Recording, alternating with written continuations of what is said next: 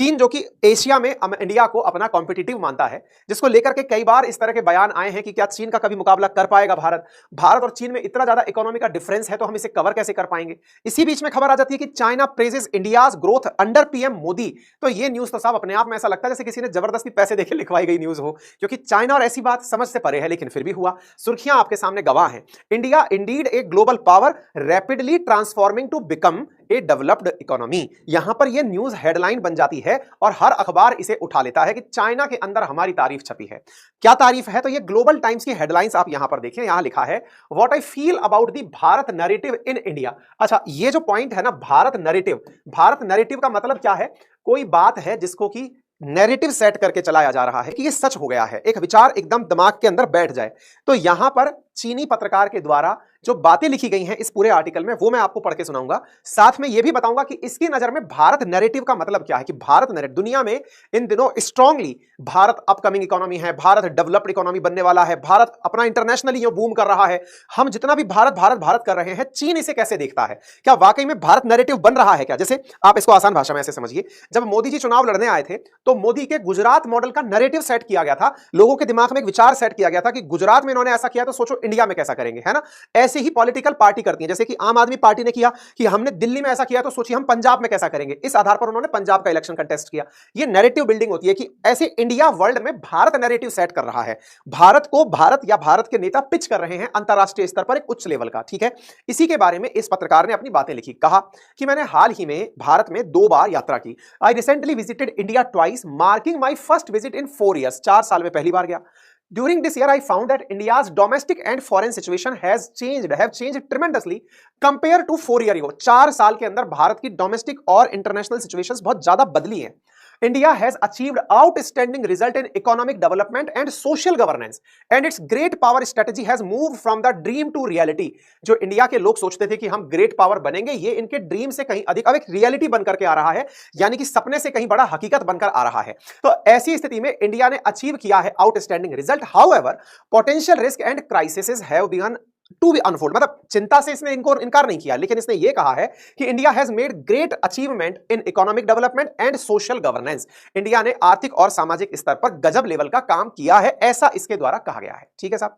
इसने यह भी कहा कि its economy has gained momentum and it's on track to becoming one of the fastest growing major economy. और दुनिया ने वाकई इंडिया ने अपनी इकोनॉमी में जबरदस्त तरीके से अपना मुकाम हासिल किया है। अब इस बात को हम पुख्ता दर्शाते हुए आपके सामने कुछ आंकड़े दर्शा देते हैं। इकोनॉमी की जब यह बात कर रहा है तो क्या यह सच है? बिल्कुल सच है। कोरोना के बाद भारत ने बहुत अच्छा कमबैक किया और कमबैक करके अल्टीमेटली अपने आप को मेंटेन करके दुनिया में फास्टेस्ट इकोनॉमीज में आगे बढ़ रहा है। यह खबर अपने आप में इस बात को पुष्ट करती है कि इंडिया का जीडीपी एस्टिमेट जो ग्रोथ है वो 6.7% आईएमएफ ने खुद ने हमारे लिए प्रेडिक्ट किया है। आईएमएफ ने 2024 के लिए भारत की जीडीपी ग्रोथ रेट 6.3% अज्यूम की है। आप यहां पर देख सकते हैं कि दुनिया के सभी देशों में इंडिया सबसे तेजी से बढ़ेगा, यह आईएमएफ ने भी हमारे बारे में प्रेडिक्ट किया है, ठीक है साहब। आगे बढ़ते हैं। साथ ही साथ जिस तरह से इसने यह कहा कि हम सोशल और इकोनॉमिक आधार पर बहुत अच्छा चल रहे हैं, उसको प्रमाणित करते हुए कुछ उदाहरण हैं। जैसे आपको हाल ही में याद होगा कि जब फॉरेन डेलीगेट्स इंडिया आए थे G20 के समय, तो भारत ने अपने यूपीआई का उनके सामने डेमो करके दिखाया था। ऐसे ही एक जर्मन के नेता को यूपीआई से शॉपिंग से परचेज करते हुए दिखाया गया। अब आपको यह लगेगा कि यूपीआई कौन सी बड़ी बात है। बात इनके लिए बड़ी नहीं है। जो सामने बैठे व्यक्ति है, जो सब्जी बेच रहा है, वो भी टेक्नोलॉजी से फाइनेंशियल इंक्लूजन में आ चुका है। यानी कि जो टेक्नोलॉजी है, बैंकिंग है, ऑनलाइन मेथोडोलॉजी है, उससे वो मेन स्ट्रीम में आ गया है। ये बड़ी बात है, ठीक है ना। इसी प्रकार से G20 का हमने प्रॉपर डेमो करके दिखाया। यानी ये इन बात को पुष्ट करने के लिए कि 4 सालों में इंडिया में वाकई में कुछ हुआ है क्या। तो ये सब वो पिक्चर्स हैं जो इस बात को, जो चाइनीज पत्रकार के द्वारा कही गई बातें हैं, उसको बैक करती हैं। और क्या कहा उसने? अच्छा, बाय द वे मैं यूपीआई के बारे में एक जानकारी और आपको बता दूं कि इंडिया ने हाल ही में यूपीआई के अंदर तो रिकॉर्ड ही स्थापित कर दिया है। आप जानकर आश्चर्य करेंगे कि हमने 2023 में 18 लाख करोड़ रुपए का यूपीआई से ट्रांजैक्शन किया है। यह अपने आप में बहुत बड़ा नंबर है। 9.41 बिलियन ट्रांजैक्शंस किए हैं यूपीआई के थ्रू ऑनलाइन माध्यम से। यह बहुत बड़ी अचीवमेंट है जो इंडिया ने इकोनॉमी के सेक्टर में की है। इसने अपनी लाइन में एक और बात बोली, और वो क्या बोली? हाल ही में इसने ये बात भी मेंशन करी कि नई दिल्ली ने अर्बन गवर्नेंस के अंदर, यानी कि शहरी प्रशासन के अंदर बेहतरीन प्रोग्रेस दर्ज की है। इसमें इसने ये कहा कि पहले तो जैसे ही हवाई अड्डे से उतरते थे तुरंत बदबू आने लगती थी, एक विशेष प्रकार की स्मेल आने लगती थी, लेकिन इस बार ऐसा कुछ नहीं था। आपको याद होगा भारत में स्वच्छ भारत मिशन बहुत तेजी से काम कर रहा है। आपके घर से भी रोजाना एक कचरा वाली गाड़ी आती है जो कचरा लेकर के जा रही है। स्वच्छता के लिए शौचालय बनाए गए हैं, शौचालय के साथ साथ साफ सफाई, कचरा कचरा संकेंद्रण, कचरे का साथ साथ वापस से रिसाइकल करना, ये सब चीजें अब बेहतरीन तरीके से प्रोग्रेस में आ गई हैं। इस वजह से इसने कहा 4 साल में दिल्ली की आबो हवा यानी कि इंडिया की आबो हवा बदल गई है, ऐसा इसने फील किया। इसमें और क्या कहा, उसने कहा इंडियन रिप्रेजेंटेटिव्स और उनका जो एटीट्यूड है वो चाइना के प्रति बड़ा ही रिलैक्स हो गया है। पहले तक चाइना को ये लोग अपने साथ में बड़ा ही रूड तरीके से पेश आया करते थे। Indian scholars use to primarily focus on China's major to reduce the trade imbalance, but now they are placing more emphasise on China. मतलब पहले जब इंडिया वालों से बात करते थे तब वो ये कहते थे कि चाइना से जो उनको व्यापार हो रहा है, चाइना जो उनको एक्सपोर्ट कर रहा है, जिससे कि इंडिया का ट्रेड बैलेंस बिगड़ रहा है, चाइना से कम कैसे कराया जाए। लेकिन बोले इस बार इनके बीच की चर्चा ये नहीं थी चाइना से कम कैसे कराया जाए, इंडिया में लोगों के बीच में चर्चा ये थी कि इंडिया एक्सपोर्ट को कैसे इंक्रीज करे। चाइना से हम ले रहे हैं कोई बात नहीं, हम अपना एक्सपोर्ट कैसे बढ़ाएं इंडिया में। अब इस तरह की बातें होने लगी हैं। तो फिर सवाल बना कि क्या वाकई में इसने जो बात बोली है उसको प्रमाणित करती हुई जानकारी है क्या? बिल्कुल है। आप जरा यहां न्यूज देखिए, इंडिया का ओवरऑल एक्सपोर्ट है ना वो 13.84%, 13.84% इंक्रीज हुआ है गत वर्षों के अंदर। आप खबर देखिए 2023-24 में, जहां हमने 2022 के अंदर हमने 770.18 बिलियन का हमने एक्सपोर्ट का अचीव किया था। आप देखिए 2023-24 का हमने टारगेट $900 बिलियन का टारगेट रखा है, यानी कि हम लोग आने वाले इस साल के अंदर इतने करोड़ रुपए का सामान, कितना, $900 बिलियन का सामान एक्सपोर्ट करेंगे। यानी इंडिया इस बार ये चर्चा नहीं कर रहा कि किसी से कम मंगाएं, इंडिया चर्चा कर रहा है मंगा तो कितना भी लो, हम कितना एक्सपोर्ट करेंगे इस पर फोकस करो। यानी कि इसकी जो ये बात है उसको भी प्रमाणित करते हुए खबरें अंतरराष्ट्रीय मीडिया में है।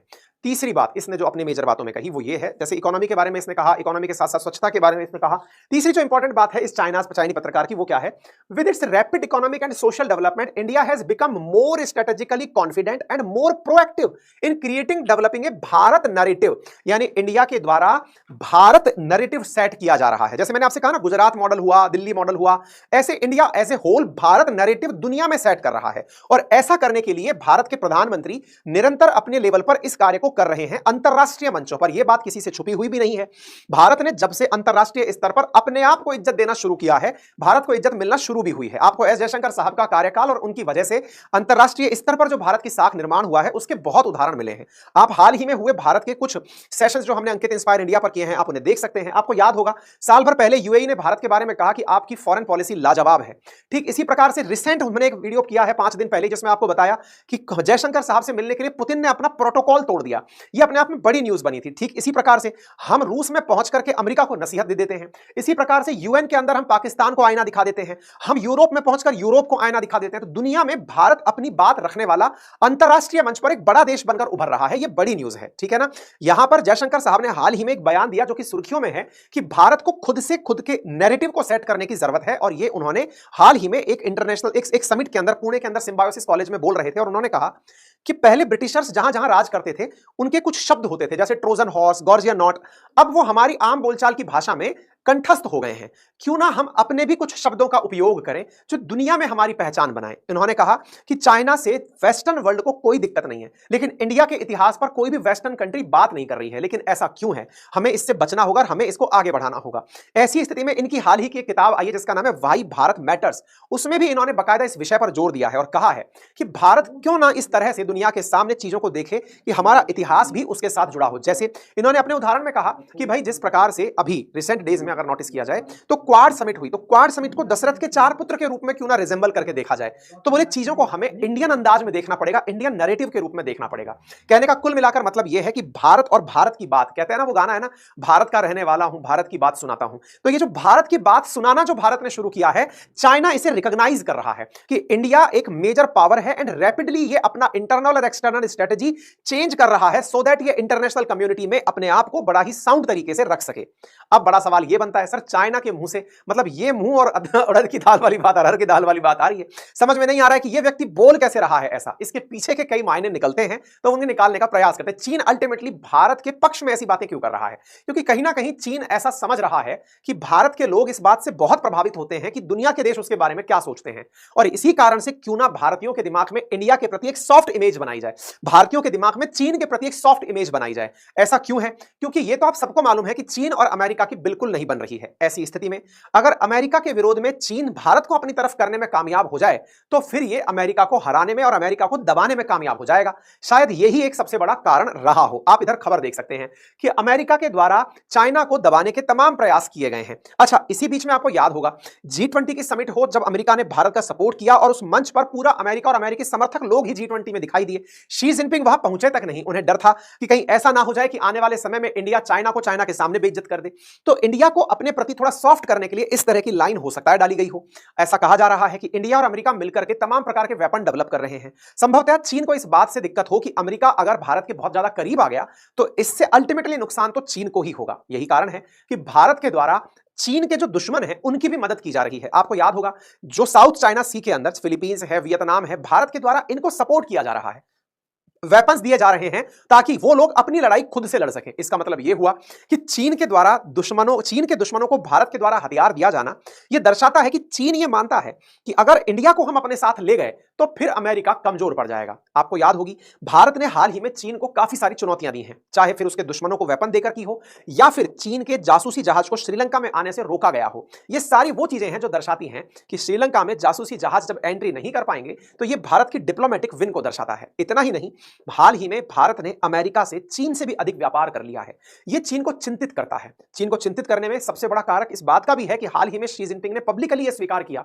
कि उनकी इकोनॉमी इस समय मतलब डाउन स्थिति में चल रही है। तो ऐसी स्थिति में भारत उसे एनी हाउ साथ चाहिए, फिर चाहे इंडियन ओशियन हो या पैसिफिक ओशियन, चीन भारत को साथ लेने का हर संभव प्रयास करेगा, क्योंकि भारत इंडियन ओशियन में चीन के दबदबे को तो स्थापित नहीं होने देगा। यही कारण है कि 2035 तक भारत 175 वॉरशिप इंडियन ओशियन में प्लान कर रहा है, यानी कि हम ब्लू इकोनॉमी हैं और इंडियन ओशियन के तो हम किंग हैं। यह बात हम स्थापित करने का तमाम प्रयास कर रहे हैं। रही बात रूस के साथ चीन के संबंध की, तो भारत और रूस तो ऑलरेडी बहुत अच्छे संबंधों में चली रहे हैं।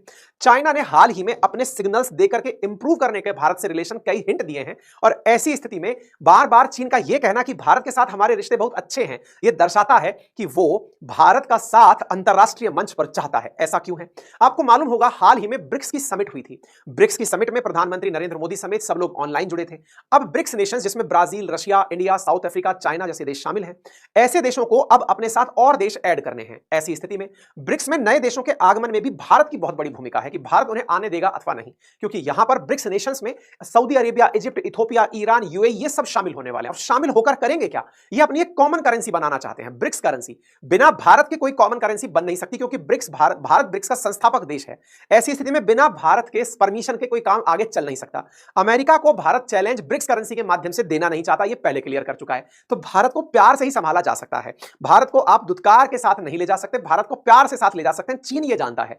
ऐसी स्थिति में संभव है भारत की तारीफें की जा रही हो। खैर, फिलहाल के लिए तो ये देखने वाली बात है कि भारत चीनी झांसे में आता है या नहीं आता, या फिर हम इसे वाकई में अपनी तारीफ समझकर खुश होते हैं। ये सब बातें आप कमेंट बॉक्स के अंदर लिख सकते हैं। मेरे प्यारे साथियों, यदि आप चैनल पर नए हैं तो इसे सब्सक्राइब कर लीजिए, ताकि भविष्य में जब भी इस प्रकार का सेशन आए तो आपको उसकी जानकारी पूरी मिल जाए।